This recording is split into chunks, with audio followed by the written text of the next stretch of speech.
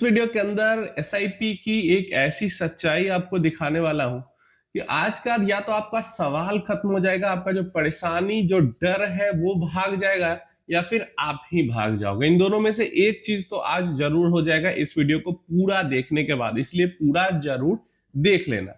Asset allocation आपके portfolio का, mutual fund portfolio या फिर स्कीम रिलेटेड कोई भी आपको कंफ्यूजन परेशानी हो रही है, आप हमें व्हाट्सएप पे कांटेक्ट कर सकते हैं। यहां पे जिस डेटा की हम बात करने वाले हैं, हम एनएसई जो निफ्टी 500 इंडेक्स है, एनएसई का इंडेक्स है, उसी 500 स्टॉक्स पे बेस्ड 100 लार्ज कैप होते हैं, उसके नीचे के 150 मिड कैप होते हैं, उसके नीचे के 250 स्मॉल कैप्स होते हैं।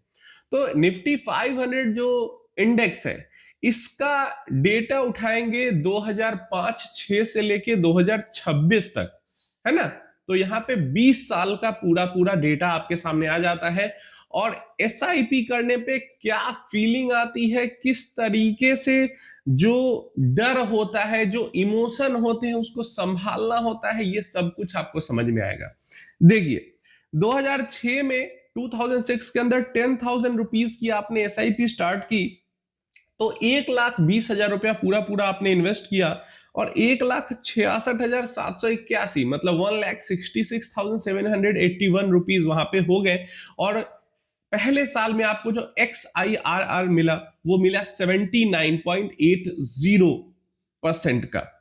सेकेंड ईयर में 2,40,000 आपकी इन्वेस्टमेंट हो गई, और जो टोटल अमाउंट है वो 3,12,000 हो गया। XIRR घट के 80% से आ गया 27% पे। फिर भी ग्रेट ईयर था, बहुत मजे आ रहे थे। 2008 आते आते 3,60,000 आपकी इन्वेस्टेड अमाउंट थी, एंड 4,99,000 मतलब लगभग 5 लाख रुपीज, है ना। 3.5 लाख इन्वेस्ट किया, 5 लाख रुपया बन गया 3 साल में ही। 22.51% का XIRR निफ्टी 500 इंडेक्स पे, इससे ज्यादा क्या चाहिए। सब कुछ, सब खुश, एकदम बहुत बढ़िया, सुपर। मैं ही तो सबसे जबरदस्त इन्वेस्टर हूं। और मतलब 22% घटा है, 80 से 27 आया, 27 से 22 आया, लेकिन फिर भी बहुत ज्यादा है। अब आता है 2009 में आपका जो इन्वेस्टेड अमाउंट था वो हो गया 4,80,000, 4,80,000 रुपीज। और पिछले साल जो 5 लाख रुपए थे वो घट के हो गए 4,02,000 रुपए। मतलब पिछले साल से इस साल इन्वेस्टमेंट 1,20,000 बढ़ गया, लेकिन पिछले साल से इस साल जो प्रॉफिट है प्लस इन्वेस्टेड अमाउंट मिला के 1 लाख घट गया। यहां पे आपका इन्वेस्टमेंट का जो XIRR आ गया वो आ गया घट के निगेटिव 8.5%।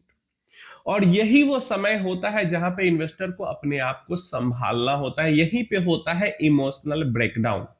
और इसके आगे क्या होता है वो भी मैं समझाता हूं, लेकिन समझो कैसे शुरुआती 3 साल आपके बहुत जबरदस्त गए, बहुत बढ़िया, इंडेक्स लेवल पे 20% से ऊपर का XIRR, लेकिन चौथा साल आते आते आपका XIRR निगेटिव में चला गया।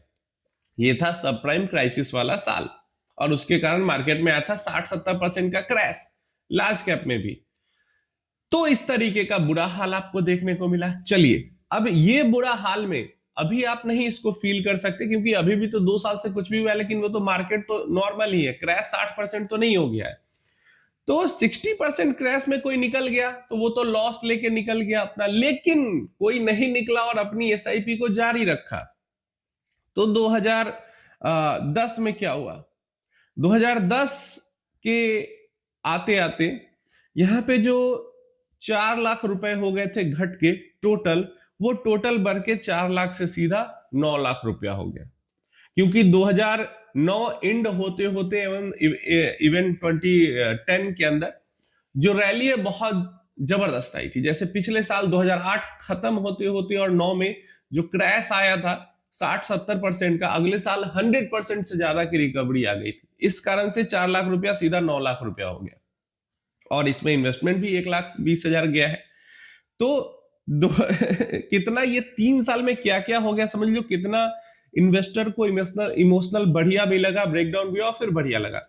2008 में 3,60,000 बढ़ के 4,99,000, 2009 में 4,80,000 घट के 4,02,000, एंड 2010 में 6 लाख रुपया बढ़ के 9,09,000 हो गया। और फिर से जो XIRR है, जो पिछले साल नेगेटिव 8% दिख रहा था, वो इस साल पॉजिटिव 16% दिख रहा है। और यही होता है इक्विटी का राइड। इक्विटी में आप इन्वेस्टमेंट करते हो तो यही राइड करना होता है आपको।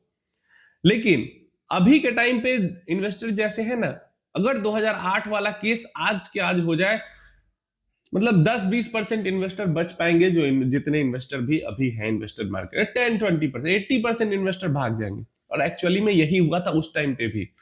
2008 से पहले भी मार्केट पार्टिसिपेशन बहुत ज्यादा बढ़ गया था, लेकिन 80% इन्वेस्टर भाग गए उस टाइम पे। तो लेकिन आप आते हो मार्केट में, इक्विटी मार्केट में, तो आपको ये चीज झेलना होगा, या आपको समझना होगा। कितना सुंदर यहां पे मैंने आपको एग्जांपल दिया है। चलिए इससे और आगे बढ़ते हैं, क्योंकि हमें लंबे समय का देखना है डेटा ना। 2011 7,20,000 बढ़ के 11 लाख ही हुआ ना। एक साल में कितना जंप मिला? 9 लाख तक पहुंच गया। अगले साल 2 लाख और उसमें ऐड हो गया, जिसमें से 1,20,000 तो हम इन्वेस्ट ही कर रहे हैं। 2012 8,40,000 इन्वेस्टमेंट बढ़ के हो गया, एंड 11,43,000 हमारा टोटल इन्वेस्टेड प्लस प्रॉफिट मिला के हुआ। तो 2011 में 2010 में 16% XIRR, 2011 में 14% पे घट किया गया, 2012 में घट के वो 8% पे आ गया फिर से। 2013 में 9,60,000, लेकिन प्रॉफिट बढ़ नहीं रहा, 13,39,000 ही है। तो इन्वेस्टमेंट ही उतना हम कर दिए हैं। तो यहां पे क्या हुआ, XIRR 8% पे ही वापस से आ चुका है। अब और आगे बढ़ते हैं 2013 तक, फिर 2011, 12, 13 उतना कुछ बढ़िया नहीं हुआ। फिर देखिए 2014 में 10,80,000 इन्वेस्टमेंट और सीधा जंप कर गया, प्रॉफिट हमारा 17,33,000 तक पहुंच गया, और 10% से ऊपर XIRR चला गया। और 2015 में तो और मैजिक हो गया, 12 लाख हमारा इन्वेस्टेड अमाउंट हुआ, एंड 25 लाख सीधा टच कर गया जो इन्वेस्टमेंट प्लस प्रॉफिट है, और जो XIRR है वो ऑलमोस्ट 14% टच कर गया। देख रहे हैं कैसे बीच में 2008 बुरा गया, 8-9 बुरा गया, फिर 10-11 अच्छा गया, फिर 11-12-13 जो है कुछ नहीं हुआ, फिर 14 में आके थोड़ा जंप मिला, और 15 में जबरदस्त जंप मिला। हमेशा कहता हूं ना, 5 साल अगर आप इन्वेस्ट करते हो, पैसा उसमें 1-1.5 साल में ही बनेगा। 10 साल इन्वेस्ट करते हो, 2-3 साल में ही बनेगा। कब बनेगा नहीं पता किसी को। ज्यादातर समय आपको फ्लैट या क्रैश या बियर में ही गुजारना पड़ेगा। जो वो कम समय रैली वाला मिलेगा, उसी में पैसा बनेगा। हिस्टोरिकली ऐसा ही होता आया है। तो अभी आप कुछ और एक्सपेक्ट क्यों कर रहे हो कि 4-10 साल आपका पैसा बनता चला जाएगा? 25 नहीं बना, 26 नहीं बना, 27 भी हो सकता है ना बने, फ्लैट रह जाए। 28 में एक ऐसा साल आएगा, बढ़िया पैसा बन जाएगा, 29 में और ज्यादा बढ़िया बन जाएगा, और पूरा एवरेज हो जाएगा। मार्केट हमेशा से ऐसे ही काम करती है। चलिए इससे आगे बढ़ते, 2025 में देखा 12 का सीधा 25 हो गया। अब और आगे बढ़ते हैं 2015 के बाद 2016 में जो XIRR है वो फिर से गिर के 10.59 पे आ गया, 13 लाख इन्वेस्टेड, 24 लाख का प्रॉफिट। 2017 में फिर से 14,40,000 इन्वेस्टेड अमाउंट बढ़ के जो प्रॉफिट है वो 31,80,000, 13% पर फिर से बढ़ के चला गया XIRR। 2018 के अंदर जो XIRR है वो 12.52% पे मेंटेन कर रहा है। 15,60,000 इन्वेस्टेड अमाउंट था, and 37,12,000 profit plus invested amount मिला के हो जाता है, बढ़ के पैसा हो गया। 2019 में 16,80,000 इन्वेस्टेड अमाउंट था, एंड 41,99,783 रुपीज का जो है प्रॉफिट प्लस इन्वेस्टेड मिला के बढ़ गया, वैल्यू ऑफ इन्वेस्टमेंट हो गया। अब आता है 2020 में 18 लाख टोटल इन्वेस्टमेंट हुआ, 18 लाख, और जो टोटल पैसा है वो गिर के वापस 31 लाख पे आ गया। कितना साल? 2017 में जितना पैसा था वहां पहुंच गया वापस। क्यों? 2020 में भी गिरावट हुई थी, अच्छी खासी तगड़ी गिरावट हुई थी। चलिए फिर 2021 में सीधा देखिए तो 19,20,000 रुपए का इन्वेस्टमेंट है, जो बढ़ के सीधा 57 लाख पहुंच गया। पिछले साल वो 31 लाख का लो टच कर गया था, इस साल वो सीधा दुगना हो गया, ऑलमोस्ट 57 लाख पहुंच गया। तो एक साल 2020 में अगर कोई डर के भाग गया तो उसको लगभग 30 लाख रुपए का नुकसान हो गया। समझ रहे हो? एक ही साल के अंदर 30 लाख का नुकसान हो गया। चलिए आगे बढ़ते हैं। 2022 के अंदर देखो, 2021 में 5790 हुआ, 2022 में बढ़ के वो सीधा 72 टच कर गया। समझे? तो 2020 में जिसने एग्जिट किया, मतलब 1 साल में 30 लाख का उसको नुकसान हो गया, 2 साल 2 साल में तो लगभग उसको 50 लाख के आसपास का 40-50 लाख का नुकसान हो गया। चलिए इससे और आगे बढ़ते हैं। 2023 के अंदर 21.6 लाख का इन्वेस्टमेंट पहुंच गया अभी तक हमारा, एंड 72 पे ही है क्योंकि 2022 पूरा खराब गया था तो कुछ रिटर्न बना नहीं था। 72 पे अभी भी है। 2024 फिर से हमें जंप देखने को मिला एंड 72 से सीधा 1 करोड़ पे यहाँ पे जो कॉर्पस है हमारा पहुंच गया। अब इतना बड़ा बड़ा जंप क्यों मिल रहा है कि ऑलरेडी बहुत साल बीत चुके हैं, एक बेस बन चुका है इन्वेस्टमेंट प्लस प्रॉफिट अमाउंट का। तो 10, 12, 15% भी जंप हमें मिल रहा है तो लाख में 20 लाख 25 लाख का जंप मिल जा रहा है। चलिए इससे आगे बढ़ते हैं थोड़ा सा और।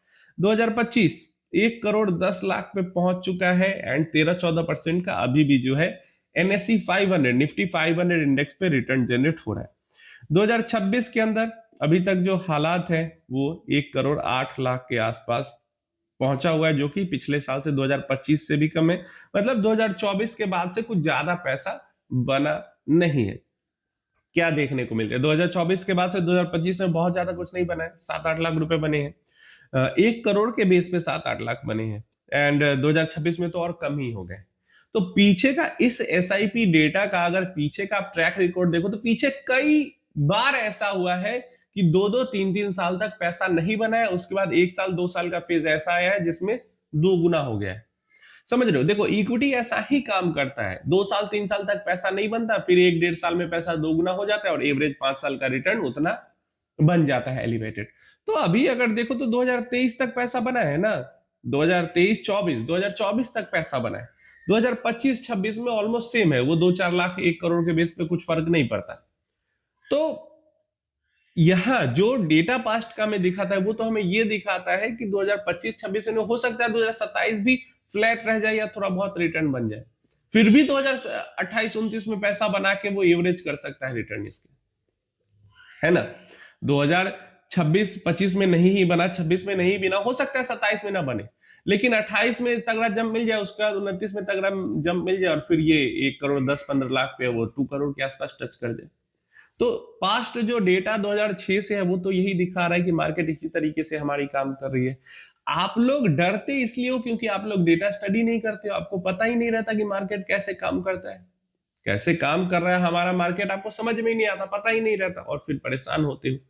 उम्मीद है ये सब कुछ आपको समझ में आ गया होगा। अभी भी आपको कुछ कंफ्यूजन है अपने पोर्टफोलियो को लेकर, बहुत कम प्राइस पे सर्विस है, आइए हमारे साथ कांटेक्ट कीजिए। एसेट एलोकेशन को लेके, स्कीम्स को लेके, कैटेगरीज को लेके, गोल्स को लेके, जो भी आपके डाउट है वो सब आप क्लियर कर सकते हैं। वीडियो अच्छी लगी, इंफॉर्मेटिव लगी, हाइप कर देना, वीडियो को लाइक जरूर कर देना, क्वेश्चन क्वेरी पूछ लेना और सब्सक्राइब नहीं किया अभी तक तो सब्सक्राइब इच्छा हो तो कर सकते हैं।